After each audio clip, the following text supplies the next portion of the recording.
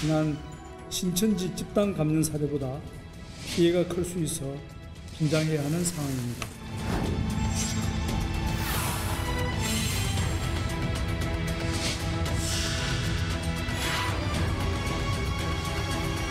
대구, 경북 위기 당시 나타난 약 40%의 이동량 감소에 비하여 절반에 못 미치는 수준으로 지금의 확산세를 진정시키기에는 아직 부족합니다.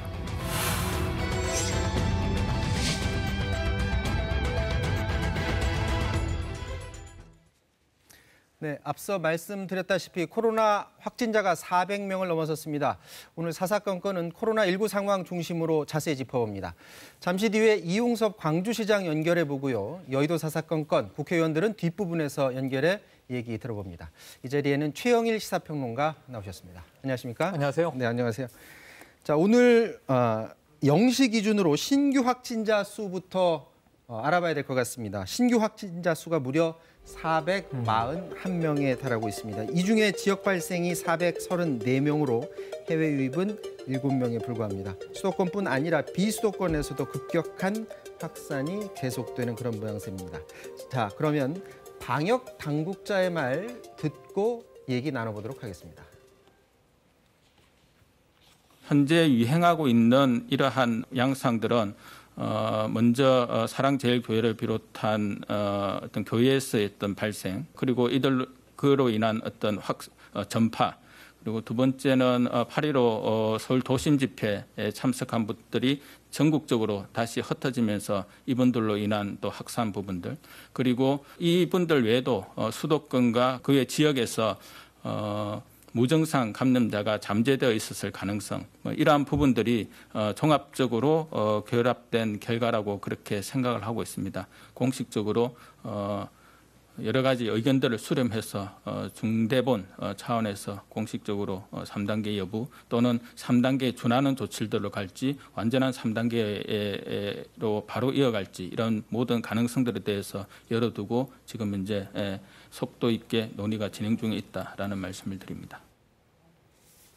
자, 이렇게 되면 이제 신규 확진자 수가 400명대를 넘어섰어요. 네. 이제 엄중한 상황인데 이러면 3단계까지도 검토해야 네. 되는 상황 아닌가요? 즉각 3단계로 올려도 전혀 이상하지가 않죠. 네. 이 조건을 그동안 많이 말씀드려 왔는데요. 네. 한 주에 2번 더블링, 전날에 비해서 2배로 오르는 경우는 아직은 없습니다만 네. 문제는 지금 1단계가 지난 2주간 일평균 100명에서 200명이면 네. 3단계 격상이 가능합니다. 네. 그런데 지금 400명이 넘게 나왔고요. 네. 이거는 지난 3월 7일에 이 대구 신천지 사태가 한참 이제 폭증하고 있을 때 483명이 나온 이후에 173일 만에 최대치입니다. 네. 그러니까 사실상 6개월 이래 최다치를 찍은 거거든요. 네. 그리고 이제 더 무서운 일은 뭐냐면 수도권이 여전히 중심이기는 해요. 네. 서울 150명대를 비롯해서 경기도 100명대, 인천 50명대 다수를 차지하고 있지만 광주가 심상치가 않습니다. 39명이거든요. 네. 그 이후에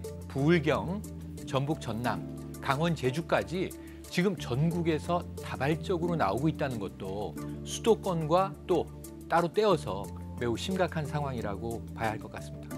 이제 확진자들이 얼마나 심각한 병에 걸렸는지가 이제 관건이 될 것 같은데 네. 지금 가용 병상이 저기 지금 어느 정도 있는 건가요? 많다는 사람도 있고 부족하다는 사람도 있어요. 그러니까 이 가용병상에 대해서 한 가지 좀 안타까운 일이 벌어졌는데요. 네. 그동안 방역 당국이 이야기하고 있던 숫자보다 네. 실제로는 더 모자라고 있다는 게 확인됐어요. 네. 그러니까 이게 갑자기 이제 환자가 늘어서가 아니라 네. 통계를 잘못 잡았던 겁니다. 아, 그래요? 병원들이 자가 보고를 하거든요. 네. 그런데 그것을 그냥 단순 통계로 집계만 하고 있었던 것인데, 자 보시면 25일에는 56개 병상이 쓸 수 있다. 네. 근데 25일 중앙임상위원회는 아니다, 7개밖에 없다 이렇게 얘기를 했어요. 네. 다음 날 이 중앙재난안전대책본부가 바로잡은 것이 19개로 줄었는데 네. 그럼 한 30명 이상이 새로 입원했느냐? 아니고 가용 병상을 이 병원에서 잘못 해석을 해서 입력한 수치를 그대로 이제 발표했던 겁니다. 네. 그러니까 실제로는 가용 병상은 10여 개밖에 되지 않고요. 오늘 이 상황도 계속 환자들은 발생하고 있기 때문에 사실상 곧 모자랄 가능성이 커서 다행인 건 뭐냐면 지금 방역 당국에서 여기에 대한 대비를 하기 시작을 했습니다. 그래서 이제 민간 병원의 지원을 받아서 최대한 쓸 수 있는 병상 확보를 시작을 했거든요. 네. 그래서 일단은 수도권이 좀 아슬아슬하긴 한데 이 병실은 더 늘어날 것으로 전망이 됩니다. 사실 전문가들이 이전부터 지적했었거든요. 네. 병상 분명히 부족할 거다라고 맞습니다. 얘기를 했었는데 이제 현실이 되는 부분이 좀 안타까운데 뭐 그게 이유인지 모르겠지만 지금 병원에 바로 입원할 수 있는 게 아니라 네. 환자 분류 기준이 조금 바뀌었나요? 바뀌기도 했고 네. 원래 이제 유지되던 부분인데 경증과 중증으로 일단 나누지 않습니까? 네. 그리고 유증상과 무증상으로 나누죠. 네. 자, 증상이 있는 경우에 증상이 있다고 전제하고 어느 정도 심각하냐, 중증이냐 경증이냐를 나눠서 네. 지금 표를 보시면은 이제 네. 잘 이해되실 텐데요. 먼저 양성 확정이 됐다. 네. 그럼 기침, 인후통과 발열이 있느냐? 네. 그 다음에 심하다면은 의식 저하라든가 입원 요인들, 입원 네. 요인은 더 많은 증상들입니다. 네. 가장 심한 단계가 구토와 설사까지라고 이제 알려져 있고요. 네. 그런 경우에는 입원 치료로 들어가는 경우가 있고, 네. 그리고 중하지 않으면 생활치료센터로 가는 경우가 있습니다. 그러니까 기침, 인후통, 발열이 있어도 그 다음에 이 의식 저하 정도 수준이냐 아니면은 일상생활이 가능한 정도냐를 나누게 되는 거죠. 네. 의식 저하와 여러 가지 다수의 문진이 있습니다. 음. 입원 요인이 있으면 입원 치료로 넘어가고 네. 그다음에 입원 치료가 안 되는 경우에는 생활치료센터에서 대기를 하다가 중증이 되면 입원이 되는 경우가 있고요. 네. 그리고 아까 보신 대로 별로 증상이 심하지 않다. 그러면은 생활격리 치료를 받게 되는데 네. 생활격리 치료 시설도 다 찰수가 있잖아요. 만실이 될 수 있잖아요. 네. 그런 경우에는 가정 대기를 하면서 네. 사실은 이 생활치료센터와 자가격리는 큰 차이는 없겠습니다. 오늘도 뭐 속보 뉴스 들어오는 거 봤더니 민간 기업에서 생활치료센터로 본인 그 기업의 시설을 대주겠다라는 네. 속보도 또 들어오고 나오고 하더라고요. 있습니다. 지금 태릉 선수촌의 이 방들도 네. 이 생활치료센터로 제공이 되고 있고요. 네. 계속 이제 서울과 경기, 인천 수도권에서 생활격리 시설들을 계속 지금 만들어내고 있는 중입니다. 자, 집단 감염별로 좀 원별로 짚어보면 네. 그동안 제일 많이 지적되었던 부분이 맞습니다. 사랑제일교회발이잖아요. 네. 지금 상황이 어떤가요? 오늘 현재까지 누적 확진이 959명인데 계속 1000명, 나오고 있습니다. 1000명 가까이 돼요. 예, 계속 나오고 있다는 것은 시간 문제입니다. 네. 1000명을 넘게 되는데 시간 문제고요. 두 번째로 이제 사랑제일교회와 일부 겹치기도 합니다만 이 광복절에 광화문 집회에 참석했던 사람들 현재까지는 273명입니다. 네. 이게 한 사흘 사이에 100명 이상 늘었고 지금 계속 나오고 있는데 심각한 문제는 인원이 지금 기지국을 중심으로 조회한 게 네. 10,000건에서 2만 명 참여.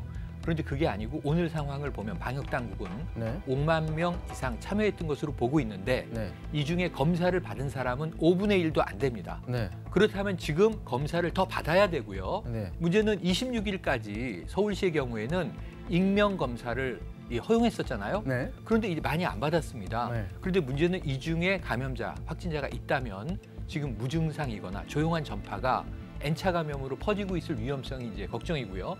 또 이제 광화문 집회나 사랑제일교회와는 별개로 관악구에 있는 지금 방판업체죠. 무한그룹에서 네. 지역까지 전파를 하면서 56명이 누적됐고 원주의 실내 체육시설에서도 확진자가 나오고 전국적으로 굉장히 여러 다중시설에서 나오고 있고요. 네. 또 이제 탁구클럽이 또 하나 등장을 했고 그 외에도 이제 커피숍이라든가 또 이제 지역의 소교회에서도 이 소규모 집단 감염이 이어지고 있습니다. 아니 방판업체 아까 있었잖아요. 무한그룹. 네. 아니 그동안 막 본인 아파트에도 방판그룹 그런데 행사 참여하지 말라 이런 거 붙고 네. 막 그랬는데 그럼에도 불구하고 지금 계속 나오는 거예요. 했다는 거고요. 그러니까 이것은 이제 이 방역 규칙을 위배한 겁니다. 네. 왜냐하면 방문 판매 업체는 이미 12개의 고위험군으로 포함이 돼 있습니다. 네. 그러니까 이제 사업 홍보회 같은 거 하지 말라고 이야기를 했습니다. 네. 그런데 이어져 왔다는 거고요. 그래서 지금이라도 이 주택가를 중심으로 사업 설명회에 가지 마시라는 당부를 다시 경고하고 있는데 문제는 여기에 참여하는 대부분이 고령자 중심이고 그리고 여기는 밀집한 상태에서 우리가 봤지만 레크레이션 같은 걸 하지 않습니까? 네. 그럼 이게 사실은 밀집 노래방과 다를 바 없는 상황들이 벌어지거든요. 그러면서는 제가 보기에는 향후에 역학조사 결과에 따라서 구상권 청구, 형사고발 조치도 따를 수 있습니다. 아니, 그렇게 주의를 줬어도 또 가시는 분들도 정말 대단한 네. 것 같습니다. 그 또 하나 빼놓을 수 없는 게 지금 집단 감염이 광주에서 지금 발생하고 있잖아요. 맞습니다. 이쪽도 주축은 교회인가요? 네, 주축은 교회입니다. 네. 광주에 있는 교회가 광화문 집회에 참석했던 분이 네. 확진된 상태에서 교회 예배에 지속적으로 참여를 했던 거예요. 네. 그래서 지금 이틀 사이에 50명이 넘게 오늘 현재 기준으로 보면 54명이 누적 네. 확진이 됐습니다. 네. 앞으로 더 나올 가능성이 있는 거고요. 그리고 지금 이 광주에서도 이 교회에서 확진된 사람들이 네. 검사에서 양성이 나오기 전까지 일상생활을 또 하셨을 거란 말이죠. 네. 가정, 직장, 그 외의 기타, 또 다중이용시설 이것으로도 지금 확진되고 있는 현상이 나타나고 있어서 앞으로 확진은 더 나올 것으로 전망이 되고 광주는 지금 이제 또다시 거리 두기를 격상할 건지 말 건지를 고민하고 있는데 3단계로 격상한다는 이야기도 사실 보도에서 일부 나왔었는데 아직은 올리지 않고 있습니다. 자, 그래서 광주광역시가 이런 심각한 상황에 따라서 사회적 거리 두기 3단계에 준하는 집합 금지 행정 명령을 내렸습니다. 이용섭 광주시장 화상으로 연결돼 있습니다. 자, 이용섭 시장님 안녕하십니까? 예, 안녕하십니까? 네, 안녕하세요. 지금 오늘 오전에 3단계로 광주시만 격상할지 아닐지 이걸 논의를 했다고 했는데 자, 격상을 안 하기로 하셨어요. 이유는 어떤 데 있나요? 형식적으로는 2단계를 그대로 유지하고 있습니다만 네. 사실상은 3단계로 격상하는 것과 같은 효과를 가져오도록 했습니다. 무슨 얘기냐면 이제 3단계로 격상을 하게 되면 10인 이상의 모임이나 행사는 모두가 취소되고 네. 그리고 음식점, 애식장, 장례식장 이런 데가 다 영업을 못하기 때문에 시민들의 경제 사회적 활동이 정지가 되고 도시의 기능이 중단이 됩니다. 네. 이렇게 되면 걷잡을 수 없는 피해와 타격이 있을 수 있기 때문에 네. 3단계의 긍정적인 효과는 가져오면서 3단계의 부정적인 효과는 최소화하는 방향으로 그렇게 행정명령을 발동을 했습니다. 자, 3단계에 준하는 행정명령이라고 하셨는데 그렇다면 2단계보다 예. 어떤 것들이 더 강하게 규제가 되는지 좀 구체적으로 좀 말해 주실 수 있나요? 그렇습니다. 이제 3단계하고 2단계하고 여러 가지가 다르겠습니다만 크게 네. 두 가지가 다릅니다. 네. 2단계는 50인 이상의 행사나 모임을 할 수가 없고 이제 3단계가 되면 10인 이상의 모임이나 활동이 이제 금지가 됩니다. 네. 그래서 이 원칙은 2단계로 가지고 가되 네. 이제 3단계가 되면 중위험 시설의 경우에는 문을 닫아야 되거든요. 네. 예를 들면 종교시설 같은 경우 모든 예배 활동이 중지가 되고 네. 그리고 공연장도 문을 닫아야 되고 실내 체육시설도 문을 열 수가 없습니다. 그리고 경로당이랄지 이런 멀티방, DVD 이런 부분에 대해서 2단계는 이제 그 문을 닫지 않는데 우리는 이번에 이런 시설에 대해서 다중이용 시설에 대해서 집합금지 행정명령을 내림으로 인해서 3단계 때 시행되는 제도를 빌려 쓴 것이죠. 그래서 이런 부분은 3단계의 효과가 있는 것입니다. 뭐 종교시설이야 뭐 그렇다고 치더라도 방금 말씀하실 때 실내 예. 체육시설이라든지 목욕탕, 사우나 뭐 이런 것들도 예. 다 규제를 예. 가하신다고 하셨는데 그래도 이분들 영업하는 예. 분들이 경제적으로 그럼 타격이 좀 심할 수 있는 부분이 있잖아요. 어떻습니까? 그렇습니다. 이제 그 사업하신 분들의 입장의 경우에는 2단계나 3단계나 정도의 차이는 있지만 피해가 클 수밖에 없습니다. 네. 그렇지만 그것보다는 이제 시민들의 안전과 광주 공동체를 지키는 일이기 때문에 불가피하게 그런 조치를 할 수밖에 없고 시민들도 적극 협조해 주시리라고 생각을 합니다. 그럼 이런 상황이 이제 광주시만 독자적으로 이렇게 먼저 치고 나가는 것일 수도 있는데 그렇다면 다른 자치단체나 정부와도 계속 교감을 이루면서 지금 결정을 해 나가시는 겁니까?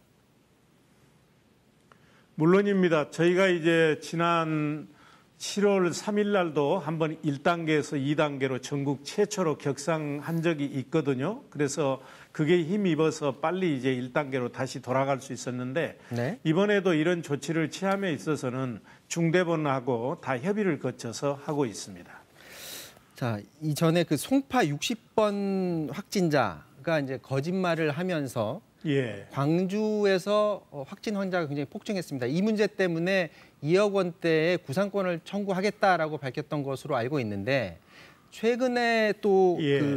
광주 시내 교인이 또 거짓말을 하면서 제때에 방역 활동을 하는 거를 시기를 좀 놓친 부분이 있다라는 말이 있어요. 그러면 이 교인에 대해서도 또 마찬가지로 구상권 청구가 가능한가요? 어떻습니까?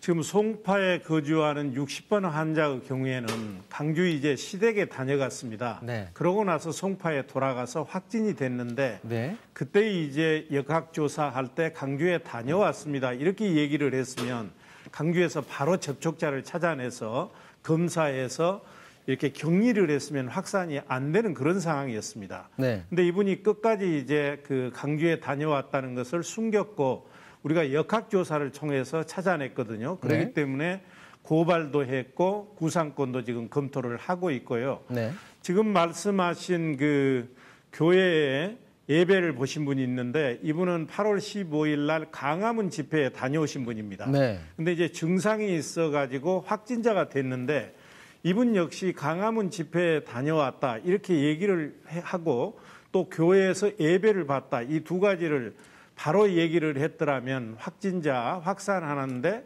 이렇게 좀 도움이 됐을 텐데 전혀 그런 얘기를 하지 않았습니다. 그래서 네. 역학조사를 통해서 밝혀냈고 급기야는 어제 그분이 다녀간 교회에서 30명의 확진자가 발생했습니다. 그래서 지금 현재 고발 등의 조치를 검토하고 있습니다. 아직까지 구상권 청구 뭐 이 부분은 검토는 아직 안 하시나 보군요. 같이 할 겁니다. 네. 구상권. 고발과 구상권 문제를 함께 검토를 합니다. 네, 알겠습니다. 자, 이 교인 말고도 광화문 집회 그쪽 지역에서 많이들 서울로 올라왔었잖아요. 이분들 지금 다 찾아내는 예. 과정 지금 어떻게 하고 계십니까?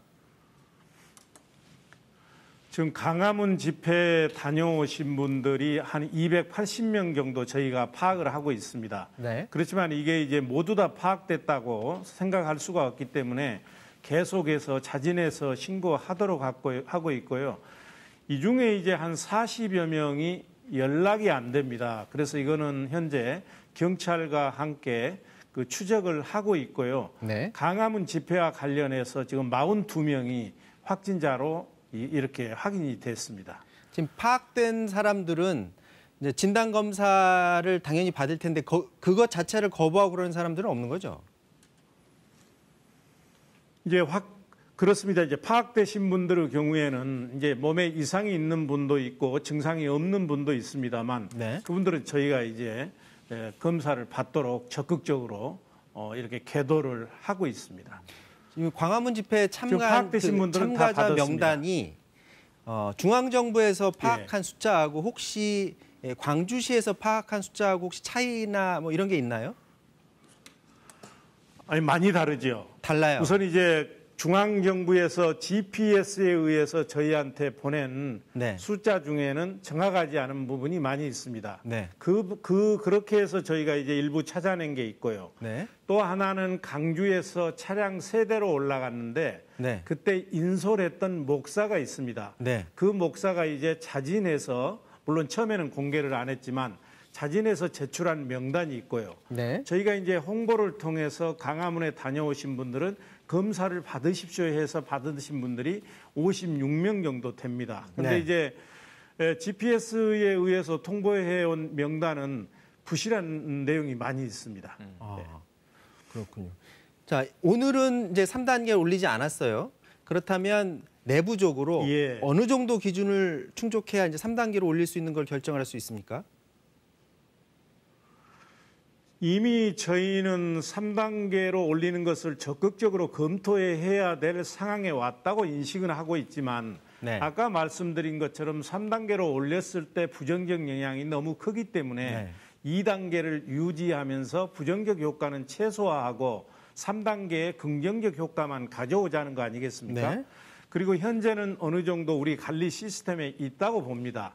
그래서 앞으로 2, 3일 동안 이게 주춤하지 않고 계속해서 확산될 경우에는 바로 3단계로 격상할 것입니다.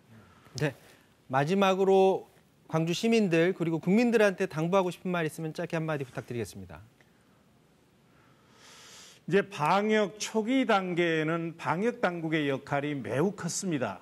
그러나 지금은 감염원이 확인되지 않는 깜깜이 환자 비율이 매우 높습니다.